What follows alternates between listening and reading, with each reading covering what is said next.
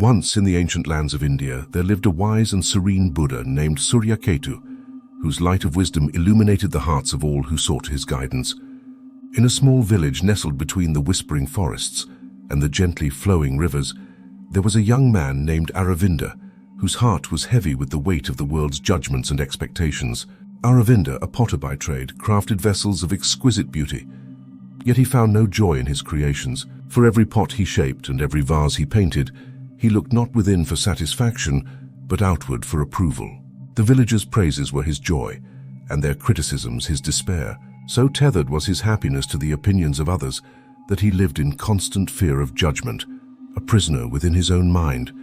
One day, weary from the burden of seeking validation, Aravinda set out to seek the wisdom of Buddha Suryaketu, of whom tales of enlightenment and peace were told in hushed, reverent tones throughout the land. He traveled through forests and across rivers until he arrived at the serene grove where the Buddha resided. Suryaketu, radiating a calm that seemed to still the very air, welcomed Aravinda with a gentle smile. "What brings you on this journey, dear friend?" he asked. "O wise Buddha, I seek the secret to happiness," Aravinda replied. "I am a prisoner of the world's judgments, tossed about by the waves of approval and disapproval. How can I find peace and live a happy life?" The Buddha invited Aravinda to sit beside him under the shade of a sprawling Bodhi tree. "Let me tell you a tale," he began, his voice as soothing as the breeze. "Once in the heart of a dense forest there lived a bird with feathers of 1,000 colors. This bird, unlike any other, sang melodies so enchanting that all who heard them would stop in their tracks, captivated. However, the bird sang not for the joy of music, but for the praise of those who listened. Day in and day out, it would listen for applause and alter its songs to please the ever-changing tastes of its audience. In doing so, it forgot its own tune, the song that made its heart soar. One day, a silent sage passed through the forest.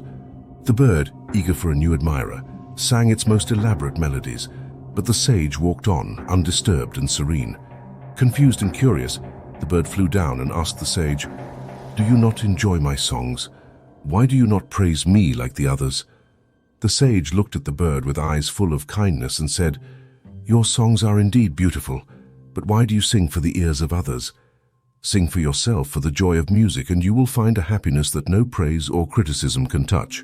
The bird, taking the sage's words to heart, began to sing, not for applause, but for the sheer delight of singing.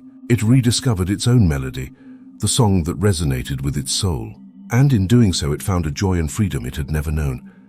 Buddha Suryaketu turned to Aravinda, his eyes alight with the wisdom of ages. "Like the bird, you must find your own melody, Aravinda. Live not for the judgments of others, but for what brings you joy and fulfillment. This is the art of selfishness, to care for your own well-being and happiness, independent of the world's applause or scorn." Aravinda listened, his heart lightening with each word. He realized that his happiness had always been within his grasp, waiting for him to look inward rather than outward. "Thank you, wise Buddha," he said, a newfound peace glowing in his eyes. "I understand now. I will live for the joy of creation, for my own melody." And so, Aravinda returned to his village, his heart free from the chains of judgment.